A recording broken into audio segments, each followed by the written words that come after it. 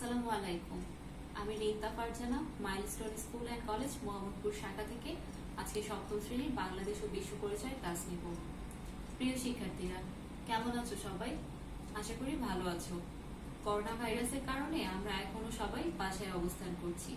তোমরা নিশ্চয়ই বাসায় নিরাপদে আছো। আর তোমরা বাসায় থেকে তোমাদের স্কুলের ক্লাসগুলো যাতে ঠিক মতো করতে পারো তার জন্য আমাদের এই অনলাইন ক্লাস। এই অনলাইন ক্লাসে তোমাদের স্বাগতম। আজকে আমি তোমাদের পড়াবো অধ্যায় 11 এশিয়ার কয়েকটি দেশ। এই অধ্যায়ের পাঠ 1 আজকে তোমাদের পড়াবো।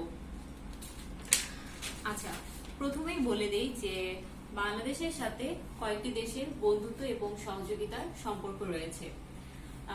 আলোচনা করতে গেলে বলা যায় যে বাংলাদেশের সাথে ভারতের, চীনের, তারপর জাপান, কোরিয়া এবং মালয়েশিয়ার বন্ধুত্ব এবং সহযোগিতার সম্পর্ক আছে।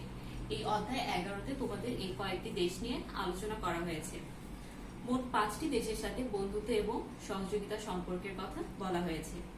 আজকে আমরা পড়ব বাংলাদেশের সাথে ভারত ও চীনের বন্ধুত্ব ও সহযোগিতার সম্পর্ক।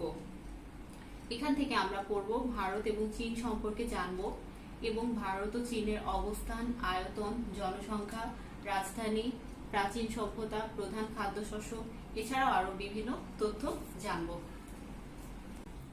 তোমরা কি জানো পৃথিবীতে মোট কয়টি মহাদেশ রয়েছে? আমি বলে দিই, পৃথিবীতে মোট 7টি মহাদেশ রয়েছে। এগুলো হচ্ছে এশিয়া, আফ্রিকা, ইউরোপ, উত্তর আমেরিকা, দক্ষিণ আমেরিকা, অস্ট্রেলিয়া এবং অ্যান্টার্কটিকা। আর আমরা কোন মহাদেশে বাস করি জানো? আমরা এশিয়া মহাদেশে বাস করি। এই 7টা মহাদেশের মধ্যে এশিয়া মহাদেশ হচ্ছে সর্ববৃহৎ এবং জনসংখ্যা ও আয়তনে সর্ববৃহৎ মহাদেশ এশিয়া। অর্থাৎ এশিয়া মহাদেশে সবচেয়ে বেশি সংখ্যার মানুষ বাস করে। আর আমরা আজকে ভারত ও চীন সম্পর্কে জানবো। এই ভারত আর চীন দুটোই এশিয়া মহাদেশের দেশ। তাহলে বাংলাদেশ এশিয়া মহাদেশের দেশ, ভারত এশিয়া মহাদেশের দেশ এবং চীন এশিয়া মহাদেশের দেশ। তাহলে এখান থেকে বোঝাই যাচ্ছে যে এশিয়া মহাদেশ কত বড় একটি মহাদেশ। তাহলে আমরা বুঝতেই পারছি যে এশিয়া মহাদেশ সর্ববৃহৎ একটি মহাদেশ।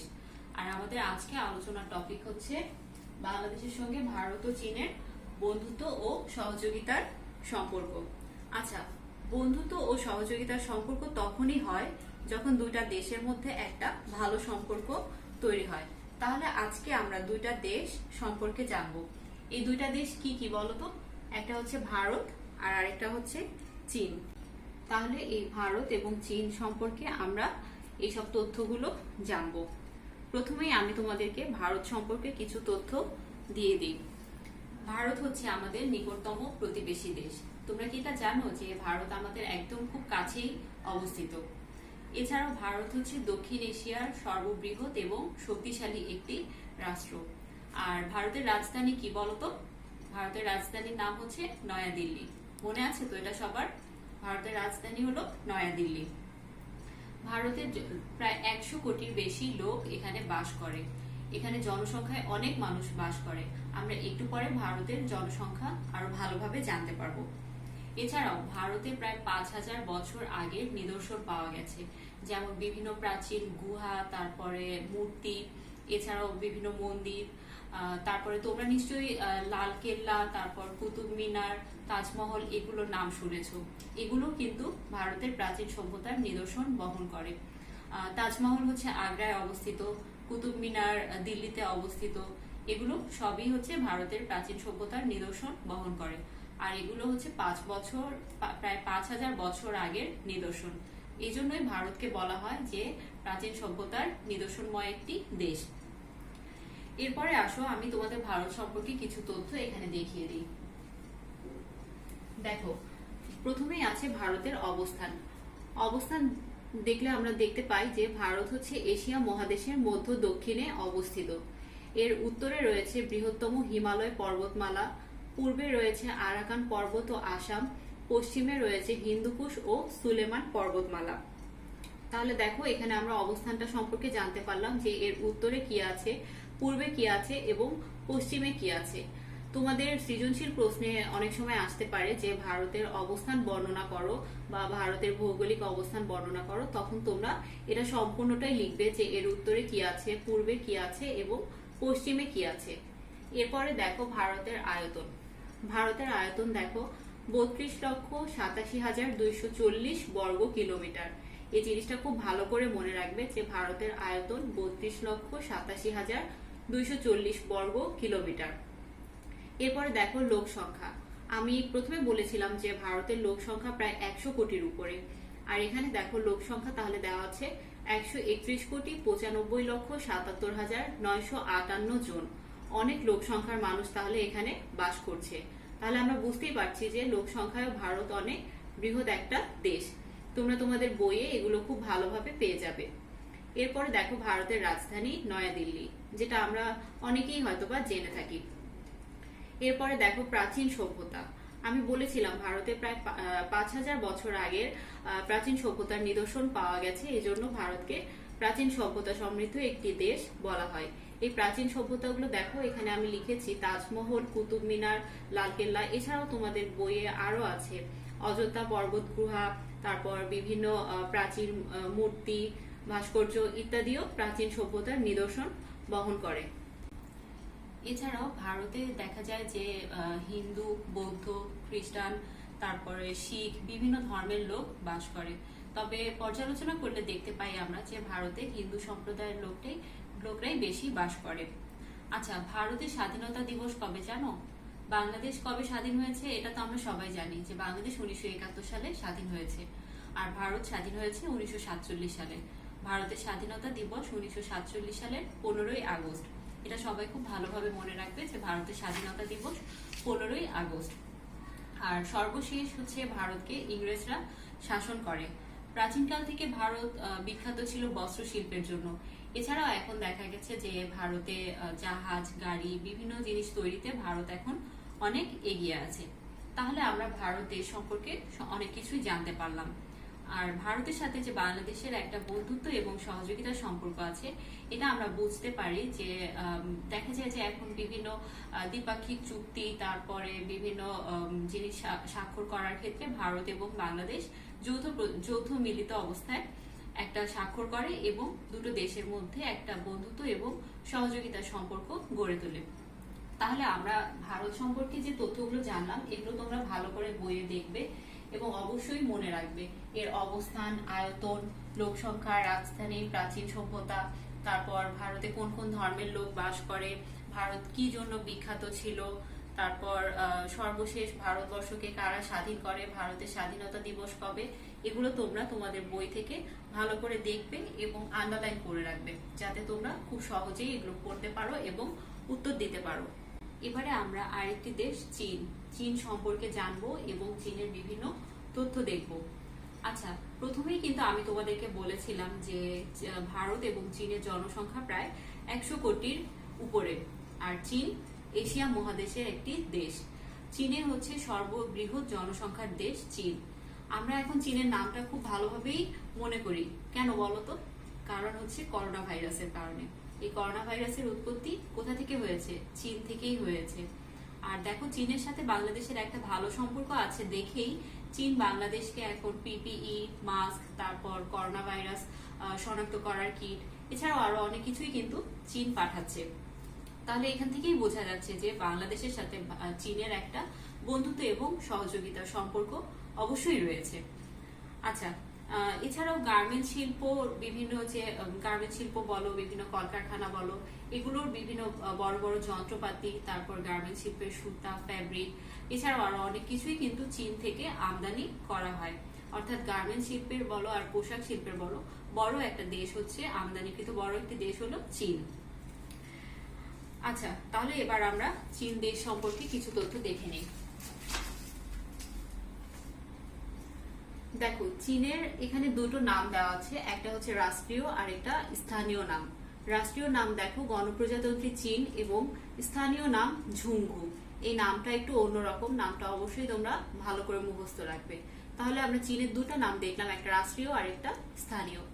এরপরে দেখো চীনের রাজধানী হচ্ছে বেইজিং।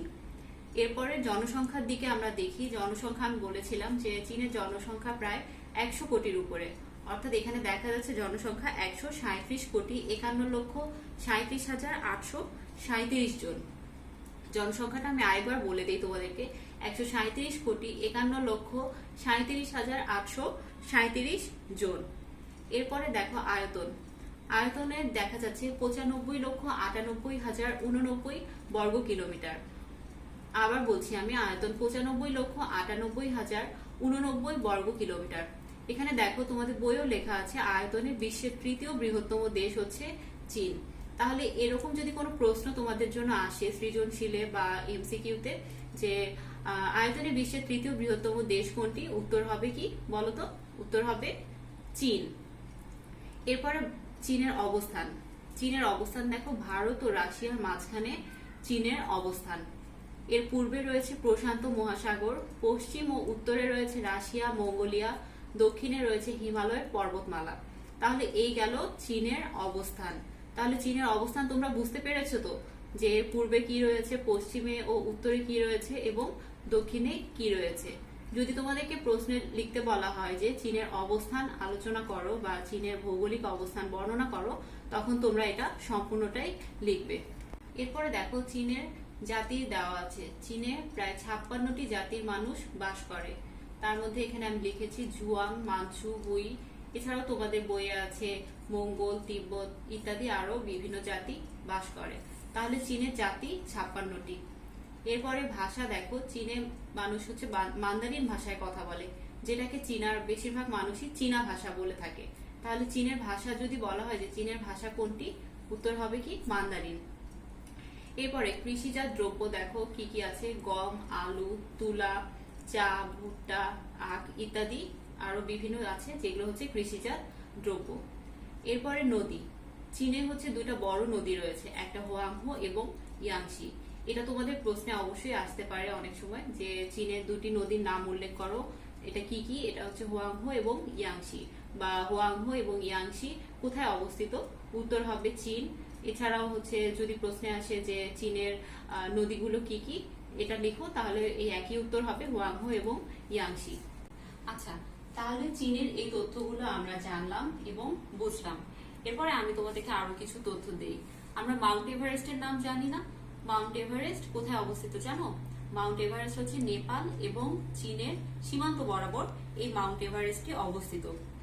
আর চীনের জলবায়ু সম্পর্কে আমি বলি, চীনের জলবায়ু নাতিশীতোষ্ণ অবস্থায় থাকে, তবে কিছু কিছু জায়গা হচ্ছে বরফে ঢাকা থাকে, দীর্ঘ সময় বরফে ঢাকা থাকে। তাহলে যদি তোমাদেরকে প্রশ্ন করা হয় যে চীনের জলবায়ু কেমন, তাহলে কি উত্তর দেবে? চীনের জলবায়ু নাতিশীতোষ্ণ, আর বেশিরভাগ অঞ্চল হচ্ছে দীর্ঘ সময় বরফে ঢাকা থাকে। এছাড়াও চীনে প্রায় 56টি জাতির বসবাস রয়েছে, যেটা আমরা একটু আগে পড়লাম। আমি তোমাদেরকে কয়েকটি জাতি সম্পর্কে একটু পরে আরো কিছু ধারণা দিব। এর মধ্যে হচ্ছে মঙ্গল, হুই এগুলো জাতি সম্পর্কে আমি তোমাদেরকে একটু বলবো। আর অর্থনীতির দিক পর্যালোচনা করলে আমরা দেখতে পাই যে চীনের অর্থনীতি এখনো কৃষি নির্ভর, মানে ওখানে এখনো মানুষ কৃষি কাজ করছে। আর খনিজ সম্পদের দিক থেকে চীন অত্যন্ত সমৃদ্ধশালী। যদি তোমাদেরকে প্রশ্ন করা হয় যে এই পাঠ থেকে যে খনিজ সম্পদের দিক থেকে কোন দেশটি সম্পদশালী হবে, তাহলে উত্তর হবে যে চীন। আর অপশনেও থাকতে পারে যে খনিজ সম্পদের দিক থেকে কোন দেশটি সম্পদশালী, ভারত না চীন, তাহলে হবে অবশ্যই তোমরা বলতে পারবে চীন। এরপরে দেখো যে চীনে প্রায় 32,000-এর বেশি প্রজাতির উদ্ভিদ ও 1150 প্রজাতির পাখি রয়েছে। তাহলে দেখো অনেক বেশি পরিমাণের উদ্ভিদ এখানে রয়েছে, প্রায় 32,000-এরও বেশি, এবং 1150 প্রজাতির পাখি রয়েছে। তাহলে আমরা চীন সম্পর্কে জানতে পারলাম। এবারে আসো আমি তোমাদেরকে চীনের কয়েকটি প্রদেশ এবং কয়েকটি স্বায়ত্তশাসিত অঞ্চল রয়েছে সেগুলো বলে দিই। চীনকে প্রায় 22টি প্রদেশ এবং 5টি স্বায়ত্তশাসিত অঞ্চলে ভাগ করেছে। মনে থাকবে তোমাদের যে কয়টি প্রদেশ এবং কয়টি স্বায়ত্তশাসিত অঞ্চল? একটা হচ্ছে 22টি প্রদেশ এবং 5টি স্বায়ত্তশাসিত অঞ্চলে চীনকে ভাগ করা হয়েছে। আর শিক্ষার হার পর্যালোচনা করলে আমরা দেখতে পাই চীনে শিক্ষার হার প্রায় 86 ভাগ, যেটা অনেক বেশি। তাহলে আমরা এই 86 ভাগ থেকেই বুঝতে পারছি যে চীনে শিক্ষার হারটা অনেক বেশি। তাহলে প্রশ্ন যদি থাকে যে চীনে শিক্ষার হার কত, উত্তর আসবে 86 ভাগ। তাহলে বাংলাদেশের সাথে যে চীনের একটা সম্পর্ক রয়েছে এটা আমরা এই পাঠ থেকে বুঝতে পারলাম। এছাড়াও চীন যে বাংলাদেশকে বিভিন্ন জিনিস দিয়ে সাহায্য করে, আর বাংলাদেশের বিভিন্ন কারখানার মানুষ বলো বা বিভিন্ন গার্মেন্টস সেক্টরের মানুষ বলো, এরা যে চীন থেকে বিভিন্ন জিনিস আমদানি করছে এটাও আমরা বুঝতে পারছি। এবারে আসো আমি তোমাদের চীনের কয়েকটি জাতি সম্পর্কে ধারণা দিই। দেখো এখানে চীনের জাতিগুলোর নাম দেওয়া আছে হুই আর মঙ্গোলীয়, দুইটা জাতি আমি তোমাদেরকে একটু বলি।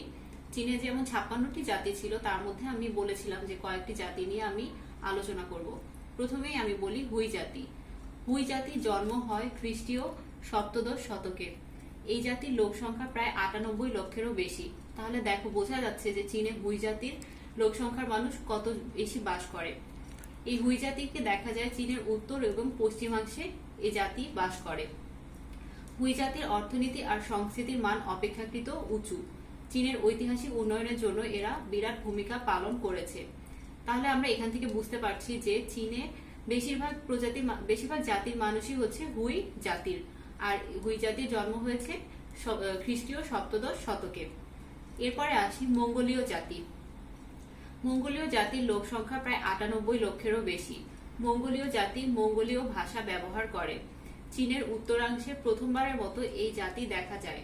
চীনের রাজনীতি, সামরিক কাজ, অর্থনীতি প্রভৃতি ক্ষেত্রে বিরাট অবদান রেখেছে এই মঙ্গোলীয় জাতি। তাহলে দেখো হুই জাতিরও লোক সংখ্যা প্রায় হচ্ছে 98 লক্ষেরও বেশি, আবার মঙ্গোলীয় জাতির লোক সংখ্যা 98 লক্ষেরও বেশি। তাহলে বোঝাই যাচ্ছে যে চীনের বেশিরভাগ মানুষ হুই আর মঙ্গোলীয় জাতির। আর মঙ্গোলীয় জাতির ভাষা হচ্ছে মঙ্গোলীয় ভাষা। এরা হচ্ছে চীনের উত্তরাংশে এই জাতিকে প্রথম দেখা যায়, আর হুই জাতি হচ্ছে চীনের উত্তর পশ্চিমাংশে দেখা গেছে। আর মঙ্গোলীয় জাতি চীনের রাজনীতি, সামরিক কাজ, অর্থনীতিতেও বিরাট অবদান রাখছে। আচ্ছা, হুই গেল, মঙ্গোলীয় গেল, এবারে দেখো মিয়াও জাতি। নামটা শুনতেই কেমন লাগছে না? মিয়াও জাতি দেখো, মিয়াও জাতির লোক সংখ্যা প্রায় 89,40,000। এটা কিন্তু হুই জাতি এবং মঙ্গোলীয় জাতির থেকে একটু কম দেখা যাচ্ছে। দেখো মিয়াও জাতি মিয়াও ভাষা ব্যবহার করে, তবে আগে মিয়াও জাতির কোনো লিখিত ভাষা ছিল না। মিয়াও জাতির লোকেরা পৃথিবীতে সবকিছুর প্রাণী ও উদ্ভিদের আত্মা আছে এমন প্রাচীন ধর্ম বিশ্বাস করে। তাহলে দেখো যে মিয়াও জাতির লোক সংখ্যা কত হচ্ছে 89,40,000, আর এরা হচ্ছে মিয়াও ভাষা কথা বলে। তাহলে আমরা একটু আগে যে দেখেছিলাম যে হুই জাতি হুই ভাষা ব্যবহার করে, তারপর মঙ্গোলীয় জাতি মঙ্গোলীয় ভাষা ব্যবহার করে, মিয়াও জাতি মিয়াও ভাষা ব্যবহার করে। তাহলে বোঝা যাচ্ছে যে প্রত্যেকটা জাতির একটা করে ভাষা ছিল। তাহলে দেখো যে আমরা মিয়াও জাতি সম্পর্কেও এই তথ্যগুলো জানলাম। এগুলো কিন্তু তোমাদের বইয়ে নেই, আমি তোমাদেরকে একটু ধারণা দিয়ে দিলাম। তোমরা ভিডিওটি দেখবে এবং যদি পারো লিখে রাখবে বা মনে রাখবে। তাহলে আমরা চীন দেশ সম্পর্কে অনেক কিছু তথ্য জানতে পারলাম। তোমরা কিন্তু তোমাদের বইয়ে অবশ্যই এগুলো ভালো করে দেখবে এবং মুখস্থ করবে, এবং গুরুত্বপূর্ণ যে লাইনগুলো আছে এগুলো মার্ক করে রাখবে, যাতে তোমরা বইটা খোলার সাথে সাথে এই অধ্যায় থেকে এগুলো জানতে পারো। এবার তোমাদেরকে আমি ক্লাস ওয়ার্কের জন্য 10টা প্রশ্ন দিব, তোমরা এগুলো খাতায় লিখবে এবং উত্তর করবে। ঠিক আছে, আমি প্রশ্নগুলো তোমাদেরকে বলে দিই, তোমরা হচ্ছে প্রশ্নগুলো এখন লিখবে, তারপরে আমি তোমাদের জন্য সময় দিয়ে দিব, তোমরা উত্তরগুলো লিখবে। দেখো আমি এখানে 10টা জ্ঞানমূলক প্রশ্ন দিয়েছি। 1 নম্বর প্রশ্ন, এশিয়া মহাদেশের মধ্য দক্ষিণে কোন দেশের অবস্থান? তারপর 2 নম্বরে, ভারতের লোক সংখ্যা কত? 3 নম্বর, ভারত স্বাধীনতা লাভ করে কবে? 4 নম্বর, চীনের রাজধানীর নাম কি? 5 নম্বর, চীনের স্থলভাগের কত অংশ জুড়ে পাহাড় পর্বত রয়েছে? 6 নম্বর, চীনের প্রদেশের সংখ্যা কয়টি? 7 নম্বর, চীনের শিক্ষার হার কত? 8 নম্বর, কোন দিক থেকে চীন সম্পদশালী? 9 নম্বর, 1971 সালের মুক্তিযুদ্ধে সহযোগিতা করেছিল কোন দেশ? 10 নম্বর, বিশ্বের সর্বাধিক জনসংখ্যার দেশ কোনটি? আচ্ছা, তোমাদেরকে আমি এই ক্লাস ওয়ার্কগুলো দিলাম, তোমরা প্রশ্নের উত্তরগুলো লিখো, আর এর মধ্যে থেকে আমি তোমাদেরকে জ্ঞানমূলক প্রশ্ন নিয়ে কিছু ধারণা দিয়ে দিই। এই জ্ঞানমূলক প্রশ্নটা কিন্তু 1 মার্কের জন্য হয়ে থাকে। সৃজনশীল প্রশ্নের মধ্যে সর্বপ্রথম ক নাম্বারে এই জ্ঞানমূলক প্রশ্নটা থাকে, যেটা তোমরা 1 লাইনে একটা সেন্টেন্স দিয়ে হচ্ছে উত্তরটা দিতে পারবে। আর এই জ্ঞানমূলক প্রশ্ন উত্তর করতে পারলে কি হবে জানো, তোমরা 1 নাম্বার খুব সহজেই পেয়ে যাবে। এটা যদি ঠিক করো তাহলে সৃজনশীলে তোমাদের 4-এর মধ্যে 1 খুব সহজেই চলে আসবে। আর অনুধাবনমূলক প্রশ্নের কথা আমি বলি। অনুধাবনমূলক প্রশ্নের মার্ক থাকে হচ্ছে 2। এখানে তোমরা এটা 1 প্যারায়ও লিখতে পারো, আবার 2 প্যারায়ও একটু একটু করে লিখতে পারো। জ্ঞানমূলক প্রশ্নের পরে কিন্তু অনুধাবনমূলক প্রশ্নের উত্তর লেখাটা তোমাদের জন্য বেশি ভালো হবে। আর এই অনুধাবনমূলক প্রশ্নটা তোমরা তোমাদের বইয়ে যা আছে সেভাবে করে প্রশ্ন অনুযায়ী উত্তরটা লিখবে। তাহলে তোমরা জ্ঞানমূলক এবং অনুধাবনমূলক প্রশ্ন কিভাবে লিখতে হয় এটা তোমরা বুঝতে পারলে। আমি কিন্তু আরেকবার তোমাদের সুবিধার জন্য বলে দিচ্ছি, জ্ঞানমূলক প্রশ্নের মার্ক থাকে 1 এবং অনুধাবনমূলক প্রশ্নের মার্ক থাকে 2। তাহলে এই দুইটা যদি তোমরা ঠিক মতো সৃজনশীলে লিখতে পারো তোমাদের 3 মার্ক খুব সহজেই চলে আসবে। এজন্য এই দুইটা প্রশ্নে তোমরা ভালো করে বুঝবে এবং উত্তরগুলো ভালো করে লিখবে। আচ্ছা, তোমাদেরকে কিন্তু আমি 10টা কাজ দিয়েছিলাম, 10টা প্রশ্ন দিয়েছিলাম। হয়তোবা তোমাদের এখনো লেখা শেষ হয়নি, তোমরা আস্তে লিখবে। আমি এবার তোমাদেরকে উত্তরগুলো মিলিয়ে দিই, তোমরা আমার সাথে উত্তরগুলো মিলাবে তোমাদের খাতায়। প্রথমে প্রশ্ন ছিল এশিয়া মহাদেশের মধ্য দক্ষিণে কোন দেশের অবস্থান। আমরা কিন্তু ভারত এবং চীনের অবস্থান সম্পর্কে জানতে পেরেছিলাম। এর অবস্থান কোথায়, তাহলে দেখো মধ্য দক্ষিণে কোন দেশটা অবস্থান, ভারত। এরপরে ভারতের লোক সংখ্যা কত, ভারতের লোক সংখ্যা 131,95,00,000। এরপরে দেখো 3 নম্বরে আছে ভারত স্বাধীনতা লাভ করে কবে, ভারত স্বাধীনতা লাভ করে 1947 সালে। আর মাসটার নাম মনে আছে তোমাদের, মাসটা হচ্ছে 15ই আগস্ট। তাহলে ভারত স্বাধীনতা লাভ করে 1947 সালের 15ই আগস্ট। চীনের রাজধানীর নাম কি, চীনের রাজধানীর নাম বেইজিং। আর ভারতের রাজধানীর নাম কি ছিল, ভারতের রাজধানীর নাম ছিল নয়াদিল্লি। 5 নম্বরে দেখো চীনের স্থলভাগের কত অংশ জুড়ে পাহাড় পর্বত রয়েছে। তাহলে চীনের স্থলভাগের কত অংশ বলতো, 3 ভাগের 1 ভাগ অংশ জুড়ে পাহাড় পর্বত রয়েছে। এরপরে 6 নম্বরে চীনের প্রদেশের সংখ্যা কয়টি। আমরা পড়েছিলাম না চীনের প্রদেশ কয়টি ভাগে ভাগ করা হয়েছিল, চীনের প্রদেশের সংখ্যা 22টি। এরপরে 7 নম্বর চীনের শিক্ষার হার কত। শিক্ষার হার আমরা পড়েছিলাম চীনের শিক্ষার হার 86 ভাগ। এরপরে 8 নম্বর কোন দিক থেকে চীন সম্পদশালী। উত্তর খনিজ সম্পদের দিক থেকে চীন সম্পদশালী। 9 নম্বর 1971 সালের মুক্তিযুদ্ধে সহযোগিতা করেছিল কোন দেশ। উত্তর ভারত। 10 নম্বর বিশ্বের সর্বাধিক জনসংখ্যার দেশ কোনটি। উত্তর চীন। আমরা প্রথমে বলেছিলাম না যে জনসংখ্যায় চীন সবচেয়ে বেশি জনসংখ্যাময় একটি দেশ। তাহলে এই 10টা প্রশ্ন তোমরা লিখলে এবং উত্তরগুলো এখান থেকে তোমরা ভালো করে মিলিয়ে নিবে। আচ্ছা, তোমাদের 10টা প্রশ্ন নিশ্চয়ই লেখা শেষ হয়ে গেছে। এবারে আমি তোমাদেরকে হোমওয়ার্ক দিচ্ছি। 5টা জ্ঞানমূলক প্রশ্ন দেব এবং 5টা অনুধাবনমূলক প্রশ্ন দেব। আমি প্রশ্নগুলো একবার বলে দিচ্ছি। জ্ঞানমূলক প্রশ্নের 1 নম্বরে দেখো আমাদের নিকটতম প্রতিবেশী দেশ কোনটি। 2 নম্বর দক্ষিণ এশিয়ার বৃহৎ ও শক্তিশালী রাষ্ট্র কোনটি। 3 নম্বর চীনের স্থানীয় নাম কি। 4 নম্বর আয়তনে বিশ্বের 3য় বৃহত্তম দেশ কোনটি। 5 নম্বর চীনের প্রদেশ কয়টি। এই গেল তোমাদের 5টা জ্ঞানমূলক প্রশ্ন। এরপরে অনুধাবনমূলক প্রশ্ন বলছি। 1 নম্বর বহুজাতিক দেশ বলতে কি বোঝায়। 2 নম্বর চীনের ভৌগোলিক অবস্থান বর্ণনা করো। 3 চীনকে বহুজাতিক দেশ বলা হয় কেন। 4 ভারতকে পৃথিবীর প্রাচীন সভ্যতা সমৃদ্ধ দেশ বলা হয় কেন ব্যাখ্যা করো। 5 চীনের অর্থনীতি কিরূপ আলোচনা করো। আচ্ছা, তোমরা তাহলে হোমওয়ার্কগুলো এখান থেকে ভালো করে তুলে নিবে এবং উত্তরগুলো লিখবে। তাহলে আমি তোমাদেরকে আরেকবার বলে দেই যে এই পার্ট 1 শেষে আমরা ভারত এবং চীন সম্পর্কে অনেকগুলো তথ্য জানছি। ভারত এবং চীনের রাজধানী, লোক সংখ্যা, আয়তন, তারপরে চীনে কতজন জাতি বাস করে, এছাড়াও আরো কিন্তু অনেক কিছুই জানছি। তো তোমরা আশা করি বই থেকে পড়ে এই উত্তরগুলো খুব ভালোভাবে দিতে পারবে। তোমরা ক্লাসগুলো, আমাদের এই অনলাইন ক্লাসগুলো অবশ্যই ভালো করে দেখবে এবং আমাদের এই ভিডিওগুলো অবশ্যই ভালো করে দেখবে। বাসায় মনোযোগ দিয়ে পড়বে এবং সবাই বাসায় থাকবে, বাসা থেকে কেউ বের হবে না। ইনশাআল্লাহ যখন পরিস্থিতি ভালো হয়ে যাবে আমরা আবার স্কুলে সবার সাথে দেখা করব। সে পর্যন্ত তোমরা অবশ্যই ভালো থাকবে আর বাসায় পড়াশোনা করবে। ধন্যবাদ সবাইকে।